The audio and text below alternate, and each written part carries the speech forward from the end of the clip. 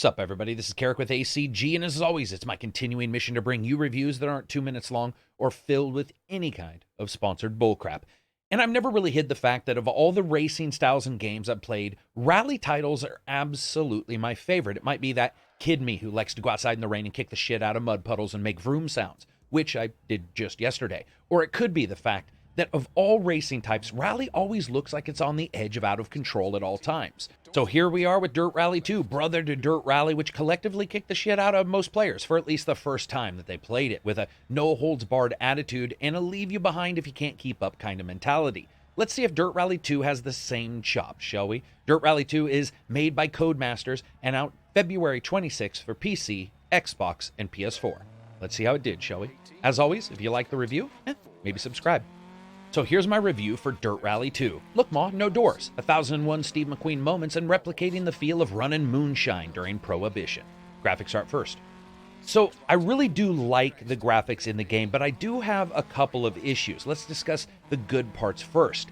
I love the tracks themselves, and while a number of them are new, they have an excellent design to them that feels nice and organic. No matter if some of them share the same overall location, they really do feel more individual than Dirt Rally did for some various reasons. Water and particle effects are done incredibly well with none of the artificial flat planes and glass look that more water in levels in other games start to have a look and appearance of, and instead here they look like they've sunk in and filled ruts created by the other drivers. Also, once again, we do have a lighting engine in the game elevating other elements of a title that may not be as strong as those. The lighting here is incredible. One of the most impressive moments is the interplay of light and dark in a dusk race, where going into a large tree section like your Ichabod Crane 4-cylinder turboing your way away from the Headless Horseman, and you're plunged straight into darkness with just the orders from your co-driver and the sliver of light at the very end of the section leading you. There's something brutally terrifying about it, and spectacular, especially in that display of lighting impacting gameplay. Interestingly enough, this is magnified by the total stark difference a track can have, and especially that feeling if you choose the dusk, the day, or the nighttime racing and weather options. It's outstanding how stark the unique moments are in the same track. For example, if it's jet black outside, or if it's daytime, or if it's just dusk, where the track is lit by slowly breaking headlights as well as the moon, and then boom, you hit a wrong turn and you just have that one headlight left. Many games get the nighttime wrong, bluing out the lighting and making everything not actually appear dark as much as it is just dim.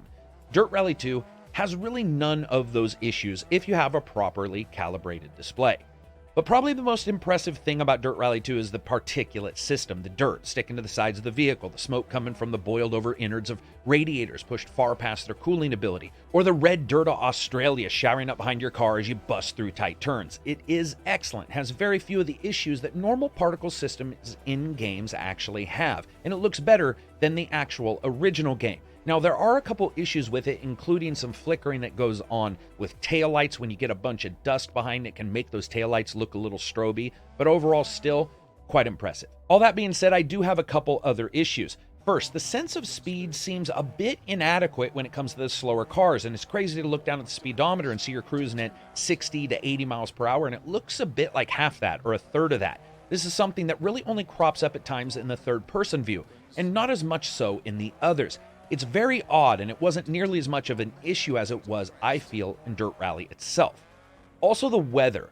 There's no snow. That's right. For reasons I cannot fathom, they've forgotten that winter exists, and it has been verified for DLC later, but there are no snow levels in this. Also, while overall I like the damage system itself, pulling and tearing at your car parts as you scrape through tight, rocky tracks and seeing huge gouges and holes everywhere and hoods and doors flying off after a roll, there's particular types of crashes themselves that seem off. It's like the development team sat down and said, hey, what about wrecks? And everyone just laughed and patted that one person on the back and said, who's going to wreck in this game? Well, it is a game about maximizing every single moment you make so that you can throw yourself down a hill faster than the next jackass in line. So my assumption is a lot of us are going to crash. And while most do look fine, it feels like every single time a full side flip crash occurs, the car seems to hover a bit over the ground, flipping end over end like a fucking Honda pig on a Corsica spit. It's only at those times, but it is a bit noticeable, especially if you're a person who watches rally. Also, because of the dynamic nature in which the terrain deformation actually works, I've noticed that at some places it looked like the terrain had a little bit less of a resolution than some other titles that I've seen. That is something that comes and goes depending, and there was a bit of pop-in on 1 or 2 levels. This is being played on an SSD. Now, when it comes to performance, I had a number of issues on my system, which is a current i7 and a 2080 Ti of all things, and I could not figure out what the issue was. I ended up switching out drivers 3 different times and found out that an older driver ended up giving me excellent FPS, where the more recent one actually was really harming that. So that's something that you should watch out for. Once I did get the right driver set for this game, it actually performed incredibly well, and I was able to run it at 4K, 30 FPS, or 1440p at 60 FPS. Actually, it was way beyond 60 FPS. I can get 4K 60 FPS, but you really do have to set down a lot of those options. And it does have a lot of graphical options for you to go ahead and decide. Unfortunately, I didn't get a chance to actually play the console versions. As a package, though, Dirt Rally 2 is still pretty damned good, and sure, it's got some issues, but it also has some of the greatest deliveries of atmosphere in a rally game, and the interplay of light and dark, as well as the terrain deformation I'm going to talk about in a little bit, is spectacular. Its color, its particle systems, and just overall, the way everything comes together really nails it. I do wish some of those crashes and that weather system was a little bit improved. Sound, music, and voice.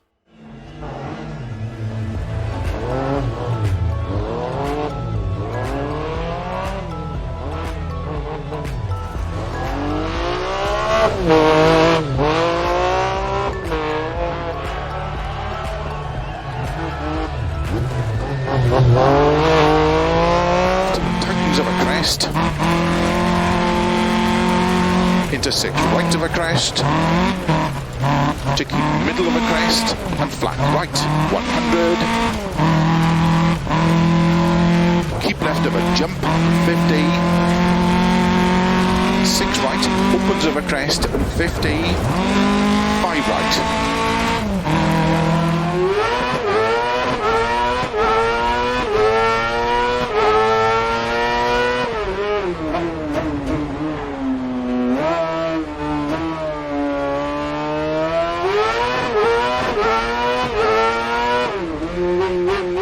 We're going to go with voice first, and you might be thinking, voice? What voices are there? Well, there's the co-driver, and it's Phil Mills, and he does a great job with the calls, actually, and you do have the ability to make him call the turns earlier or later, depending on your own driving style, many times sounding like he is right actually inside the car with you, and there's a natural inflection in his directions that actually don't make it sound like random sentences as often as you would expect, but instead more of a nice flowing delivery of information.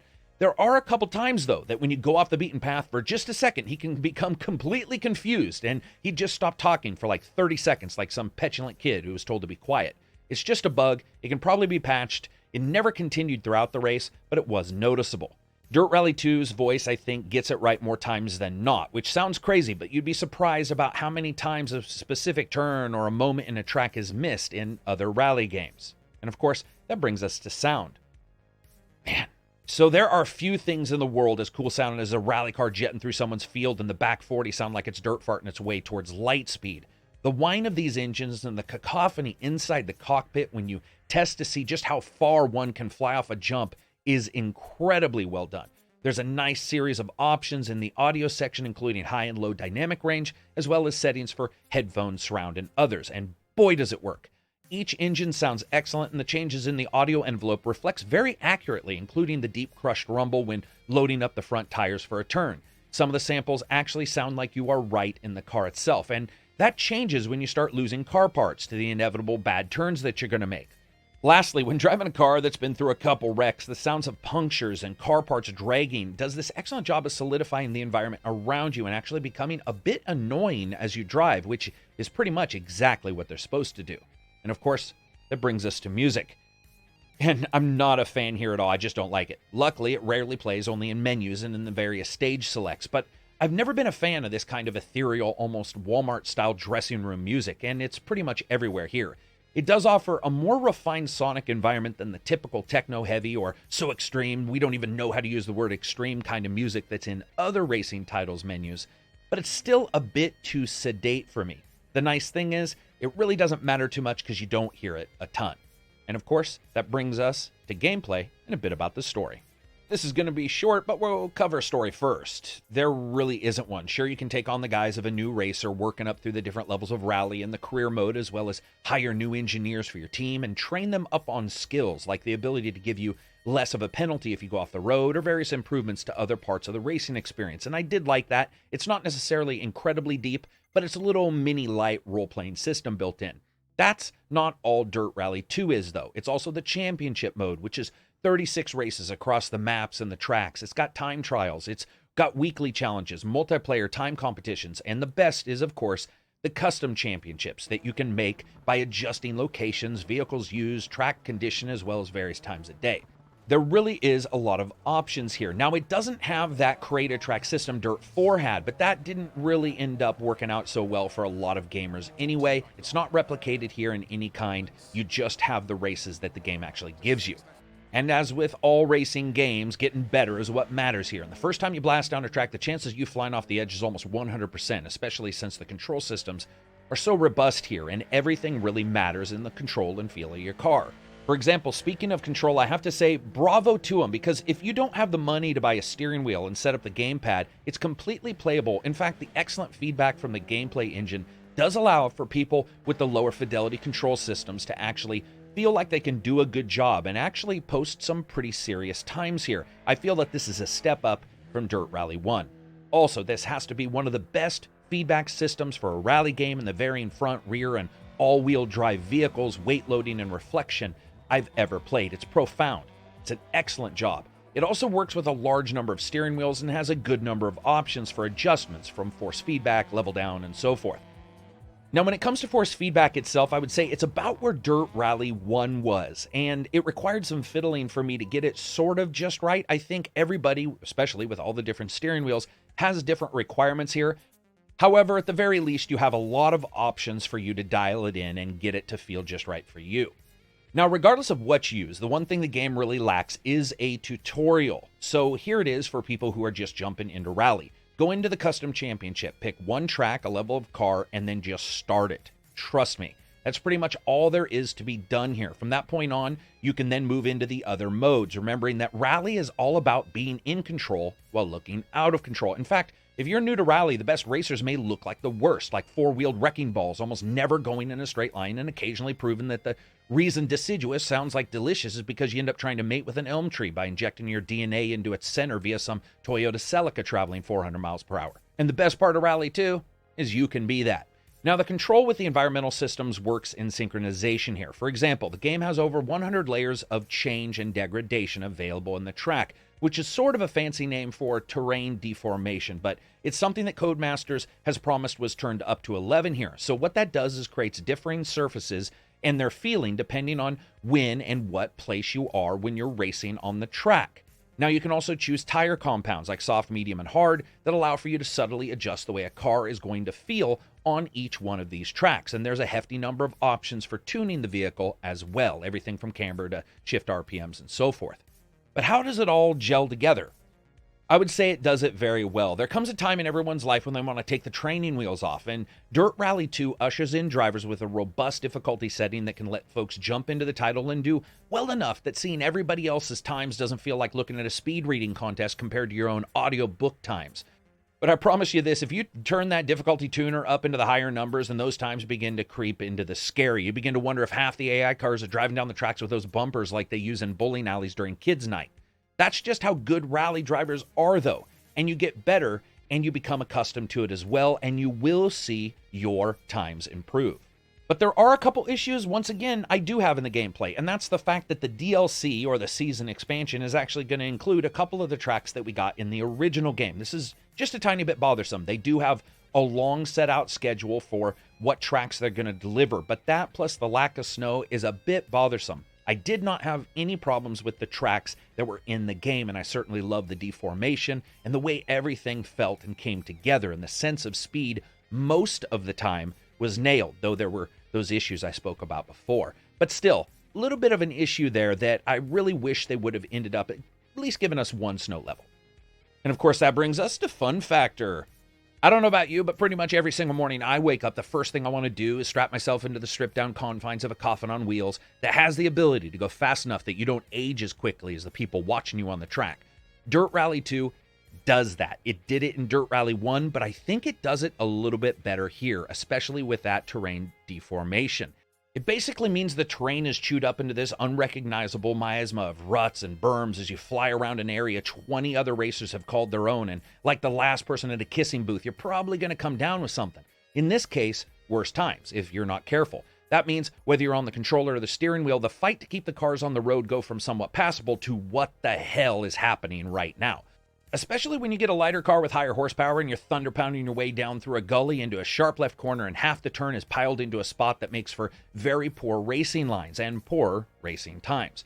But that's not the most surprising part that I found in Dirt Rally 2. Something else actually came up. You would think it would automatically mean you were going to have worse times if you were in the back of the pack, and normally I would say it does, but occasionally that one set of tire compounds you chose mixes perfectly with the racing lines built up by the prior racers into this amazing run, and the sense of visceral satisfaction when you come out on top is amazing. This is something I actually noticed about 3 races in one particular turn I seemed to have trouble with many times while playing. It was a sharp downhill left that sent me careening off the friggin' ledge like I was trying to reenact Columbus setting sail for the new land all the time. However, one time I hit it a good deal farther down the rankings, and due to the track being built up and the rut occurring, that small bit of visual feedback as well as the extra grab actually helped me not only make the turn, but put in the best time I had actually ever done on that racetrack. The game really is just a joy to play, and I get that rally's not for everyone, and I get the fact that VR is missing, and that might bother you. Also, the lack of snow in the levels in the game really feels like a huge swing and a miss here. I'm not a fan at all of not having at least one snow level available, if only because it would have once again reminded me that on snow, it's sort of like me lubing up my body for a slip and slide. It's just not needed because nothing I do is actually going to matter.